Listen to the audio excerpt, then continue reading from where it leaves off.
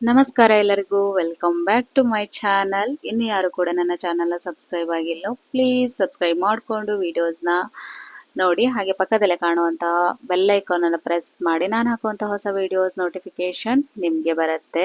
ಇವಾಗ ಮಳೆಗಾಲ ಆಗಿರೋದ್ರಿಂದ ಗಿಡಗಳು ತುಂಬಾನೇ ಚೆನ್ನಾಗಿ ಚಿಗುರೊಡೆದಿದೆ. ಹಾಗೆ ವೈಟ್ ಕಲರ್ ಗುಲಾಬಿಯಲ್ಲಂದ್ರೂ ಸುಮಾರು ಗುಲಾಬಿ ಬಿಡ್ತಾ ಇದೆ. ಹಾಗೆ ಈ ಆರೆಂಜ್ ಕಲರ್ ತೋರಿಸ್ತಾ ಇದ್ದಾನಲ್ಲ, ಅದು ಎಷ್ಟೊಂದು ಬಿಡ್ತಾ ಇತ್ತಲ್ಲ, ಸೊ ಅದು ಮಧ್ಯದಲ್ಲಿ ತುಂಬಾನೇ ಒಂಥರ ರೋಗ ಬಂದರಾಗಿತ್ತು.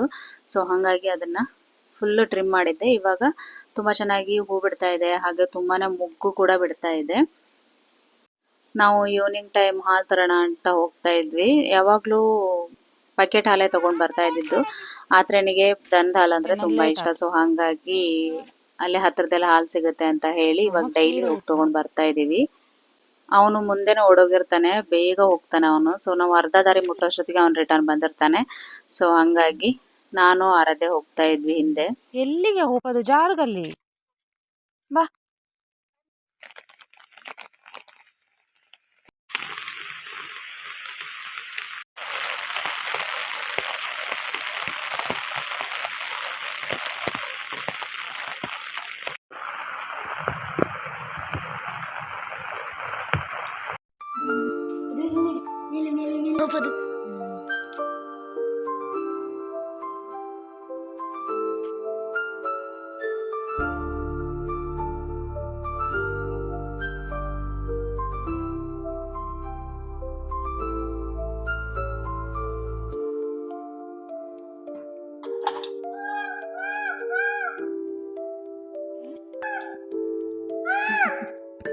ನೀತಿನಿ ಹೇಳೋದಕ್ಕೆ ಬಂದದಾಳೆ.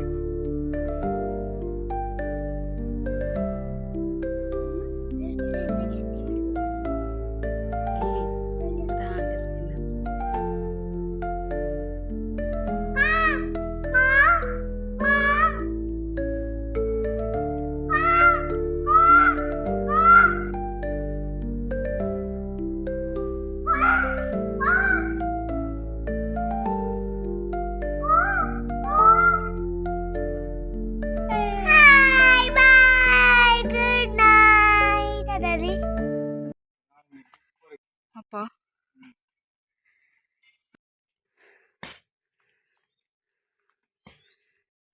ಯಾವಾಗ್ಲೂ ನಡೆಯೋರ್ಗಾದ್ರೆ ಅಷ್ಟೊಂದು ಕಷ್ಟ ಆಗೋದಿಲ್ಲ. ನನಗೆ ಅಷ್ಟೊಂದು ನಡೆದ ಅಭ್ಯಾಸ ಇಲ್ಲ. ನಂಗೆ ಸ್ಟ್ರೇಟ್ ರೋಡಲ್ಲಿ ಎಷ್ಟು ಬೇಕಾದ್ರೂ ನಡೀತೀನಿ. ಅಪ್ ಅಂಡ್ ಡೌನ್ ಇದ್ರೆ ಮಾತ್ರ ನನಗೆ ಉಸಿರೇ ಬರೋದಿಲ್ಲ.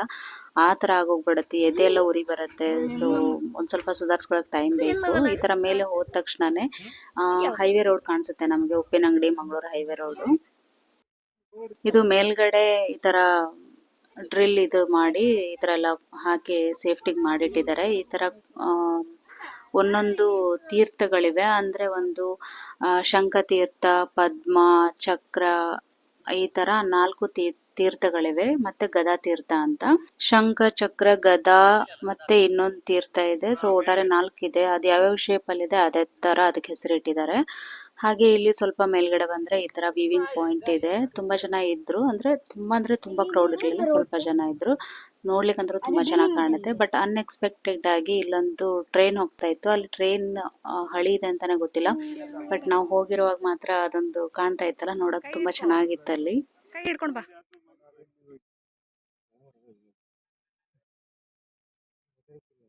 ಎಲ್ಲಿ ಆನದೆ ಹೋಪೆ ನಿಂಗೆ.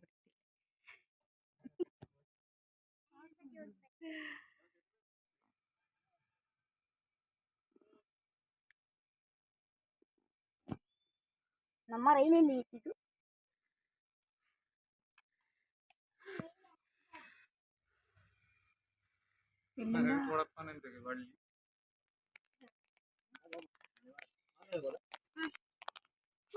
ಬೇಡ. ಕಾಲು ಮೆಟ್ಲಲ್ಲಿ ಹಿಡಿಯದ, ಮೆಟ್ಲಲ್ಲಿ ಜಾರ್ತಾವಳಿ.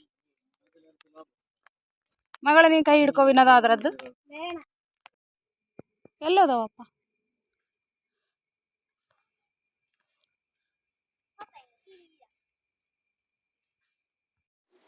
ನಾವು ಹಾಗೆ ಅಲ್ಲಿಂದ ಮಂಗ್ಳೂರ್ಗೆ ಹೋಗಿ ಶಾಪಿಂಗ್ ಮಾಡ್ಕೊಂಡ್ ಬರೋಣ ಅಂತ ಹೋಗಿದ್ದು. ಬಟ್ ಅಷ್ಟೊತ್ತಿಗೆ ಆಗುವಾಗ ಮಧ್ಯಾಹ್ನ ಆಗಿತ್ತು. ಸೊ ಹಾಗಾಗಿ ಊಟ ಮಾಡ್ಕೊಳ್ಳೋಣ ಅಂತ ಹೇಳಿ, ಸೊ ಒಂದು ಉತ್ತರ ಕರ್ನಾಟಕ ಸ್ಟೈಲು ಹೋಟ್ಲ್ ಇತ್ತು. ಸೊ ಹಾಗಾಗಿ ಅಲ್ಲಿಗೆ ಹೋದ್ವಿ. ಬಟ್ ಓಕೆ ಅಷ್ಟೊಂದು ನನಗೆ ಇಷ್ಟ ಆಗ್ಲಿಲ್ಲ.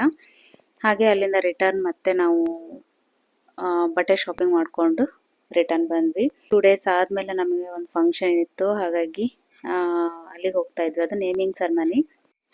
ನೋಡಿದ್ರೆ ಸ್ವಲ್ಪ ಬೇಗನೆ ಹೋಗಬೇಕಾಗಿತ್ತು. ಅಂದರೆ ಇವರ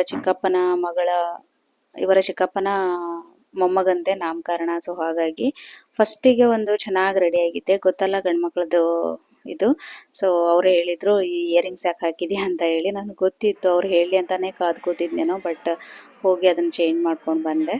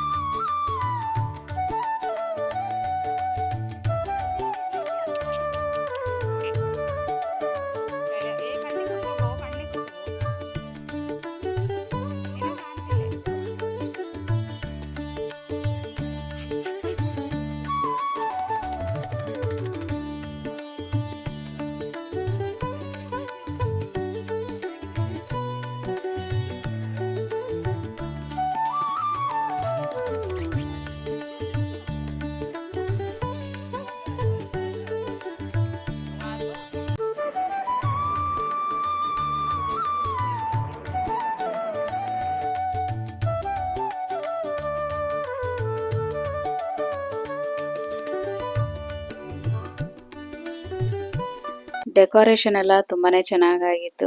ಹಾಗೆ ಹೆಸರಿಟ್ಟಿದ್ದು ಇಶಾನ್ ಕೃಷ್ಣ ಅಂತ ಹೇಳಿ. ಹೆಸರಿಗೂ ಅವರ ಮಾಡಿಸಿದ ಥೀಮಿಗೂ ತುಂಬಾನೇ ಚೆನ್ನಾಗಿತ್ತು. ಹಾಗೆ ಊಟ ಮಾಡಿಕೊಂಡು ಅಲ್ಲಿಂದ ಹೊರಟ್ವಿ. ಊಟ ಮಾಡುವಾಗ ಲಾಸ್ಟಲ್ಲಿ ಇವ್ರೇನು ಬಡ್ಸಕ್ಕೆ ಬರ್ತಾರಲ್ಲ, ಮನೆಯವ್ರು ಏನಾದರೂ ಬಡ್ಸಕ್ಕೆ ಬಂದ್ರಂದ್ರು ನಾವಂದ್ರೂ ಗೋವಿಂದ, ತಿನ್ನೋದಿಲ್ಲ ಅಂದರೂ ಕೇಳೋದಿಲ್ಲ. ಒಂದಲ್ಲ ಅಂತ ಹೇಳಿ 2 ಹೋಳಿಗೆ ಬಡಿಸಿದ್ರು. ಬಟ್ ಏನು ಮಾಡೋಕ್ಕಾಗೋದಿಲ್ಲ, ತಿನ್ನೋಕ್ಕಾಗೋದಿಲ್ಲ. ಜಸ್ಟ್ ಒಂದೇ ಹೋಳಿಗೆ ತಿಂದೆ. ಯಾರೇ ಆಗಲಿ ನಾವು ಬಡಿಸ್ತೀವಿ ನೀವು ತಿಂತೀರಾ ಅಂತ ಹೇಳಿ ಬಡಿಸಿದ್ರೆ ಖಂಡಿತವಾಗ್ಲೂ ಯಾರಿಗೂ ತಿನ್ನೋಕ್ಕಾಗೋದಿಲ್ಲ. ಜಾಸ್ತಿ ಫುಡ್ನ ವೇಸ್ಟ್ ಮಾಡೋಕೆ ಹೋಗಬೇಡಿ ಯಾರು ಕೂಡ.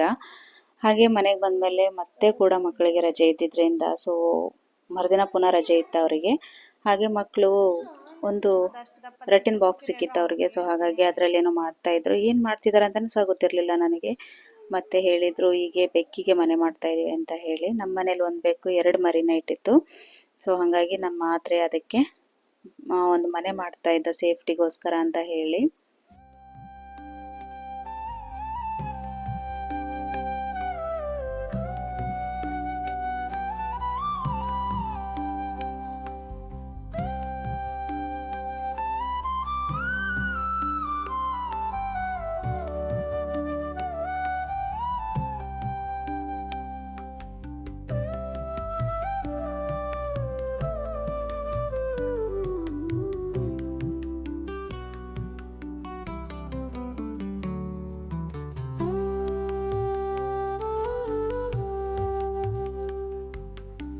ಅದು 2 ಮರಿ ಮಡಗಿತ್ತು. ಅದರ ಆಫ್ಟರ್ ಡೆಲಿವರಿ 1 ಮರಿನ ತಿನ್ನುತ್ತೆ ಅಂತ ಗೊತ್ತು. ಬಟ್ ಇದು ತಿಂದಿರಲಿಲ್ಲ. 15 ಡೇಸ್ ಆದಮೇಲೆ ಪಾಪ ಒಂದು ಬೆಕ್ಕಿನ ತಿಂದಾಯ್ತು. ಇವಾಗ ಕಪ್ಪಿಂದು ಮಾತ್ರ ಇದೆ, ಬೆಳೆದಿಲ್ಲ.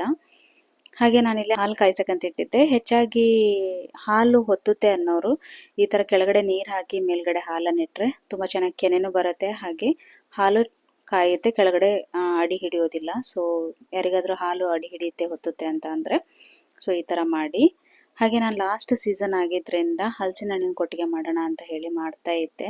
ನನಗೆ ಹಲಸಿನ ಹಣ್ಣಿನ ಸೀಸನ್ನಲ್ಲಿ ನಾನು ಕೊಟ್ಟಿಗೆನೇ ಮಾಡಿರಲಿಲ್ಲ. ಸೊ ಹಾಗಾಗಿ ಮಾಡೋಣ ಅಂತ ಹೇಳಿ ನಾನಿಲ್ಲಿ ಅಕ್ಕಿ ನೆನೆ ಹಾಕಿದ್ದೆ. ಸೊ ಅದಕ್ಕೆ ಹಣ್ಣೇನಾದರೂ ಸ್ವೀಟ್ ಇಲ್ಲ ಅಂತಂದರೆ ಇದ್ದರೂ ಇಲ್ಲದೆ ಇದ್ದರೂ ಓಕೆ. ಇದು ಸ್ವಲ್ಪ ಸ್ವೀಟ್ ಕಮ್ಮಿನೇ ಇತ್ತು. ಸೊ ಹಾಗಾಗಿ ಸ್ವಲ್ಪ ಬೆಲ್ಲ ಹಾಕ್ಕೊಂಡಿದ್ದೀನಿ. ಹಾಗೆ ಸ್ವಲ್ಪನೇ ಹಲಸಿನ ಹಣ್ಣು ಇದ್ದಿದ್ದರಿಂದ ಸೊ ಸ್ವಲ್ಪ ಬೆಲ್ಲ ಜಾಸ್ತಿನೇ ಹಾಕ್ಕೊಂಡೆ. ಮತ್ತು ನೆಕ್ಸ್ಟು ನಾನಿಲ್ಲಿ ಎಣ್ಣೆ ಹಾಕೋತಾ ಇದ್ದೀನಿ. ಎಣ್ಣೆ ಯಾಕೆ ಹಾಕೋತೀನಿ ಅಂತಂದರೆ ಪ್ರತಿಯೊಂದು ಬಾಳೆಲೆಗೂ ಎಣ್ಣೆ ಸವರಕ್ಕಾಗೋದಿಲ್ಲ. ಸೊ ಹಾಗಾಗಿ ಕೊಟ್ಟಿಗೆ ಚೆನ್ನಾಗಿ ಬಾಳೆಯಿಂದ ಬಿಟ್ಟು ಬರಬೇಕು ಅಂತಂದರೆ ಸೊ ಈ ಥರ ನಾವು ಯಾವುದೇ ಕೊಟ್ಟಿಗೆ ಮಾಡಿದ್ರೂ ಅದಕ್ಕೆ ಎಣ್ಣೆ ಹಾಕ್ಕೊಂಡ್ರೆ ತುಂಬ ಚೆನ್ನಾಗಿ ಬಿಟ್ಕೊಂಡು ಬರುತ್ತೆ. ನಾನೊಂದು 5-6 ಕೊಟ್ಟಿಗೆ ಮಾತ್ರ ಮಾಡಿರೋದು. ಸೊ ಮಾಡಲೇಬೇಕು ಅಂತ ಇತ್ತು. ಸೊ ಹಾಗಾಗಿ ಮಾಡಿದೆ. ಕೊಟ್ಟಿಗೆ ಫೋಲ್ಡಿಂಗ್ ಮಾಡೋದು ಎಲ್ರಿಗೂ ಗೊತ್ತೇ ಇರ್ಬೋದು. ನಾನು ಒಂದೇ ಕೈಲಿ ಫೋಲ್ಡಿಂಗ್ ಮಾಡ್ತಿರೋದ್ರಿಂದ ಸೊ ಕಂಪ್ಲೀಟಾಗಿ ತೋರಿಸ್ಲಿಲ್ಲ ಇದನ್ನು. 4 ಸೈಡು ನಾವು ಫೋಲ್ಡ್ ಮಾಡಿದರೆ ಆಯಿತು. ಇದನ್ನು ಮಾಡಿ ನಾವೇನು ಇಡ್ಲಿ ಬೇಯಿಸೋಕ್ಕೆ ಪಾತ್ರೆ ಇಟ್ಟಿರ್ತಲ್ಲ ಸೊ ಅದೇ ಥರನೇ ಬೇಯಿಸಿದರೆ ನಮಗೆ ಕೊಟ್ಟಿಗೆ ರೆಡಿ ಆಗುತ್ತೆ. ಮಾಡಿದ್ದಕ್ಕೂ ಸಾರ್ಥಕ ಅಂತಲೇ ಅನ್ಬೋದು, ಅಷ್ಟೊಂದು ಟೇಸ್ಟಿಯಾಗಿತ್ತು. ನೀವು ಕೂಡ ಹಲಸಿನ ಹಣ್ಣಿನ ಸೀಸನಲ್ಲಿ ಈ ಥರ ಮಾಡ್ಕೊಂಡು ತಿನ್ನಿ. ಸೊ ನೋಡಿದ್ರಲ್ವ ಇವತ್ತಿನ ವಿಡಿಯೋ ಯಾರಿಗೆಲ್ಲ ಇಷ್ಟ ಆಯಿತು, ಸೊ ಪ್ಲೀಸ್ ಲೈಕ್ ಮಾಡಿ, ಶೇರ್ ಮಾಡಿ, ಹೀಗೆ ನನ್ನ ಚಾನಲ್ಗೆ ಸಪೋರ್ಟ್ ಮಾಡ್ತಾ ಇರಿ. Thank you.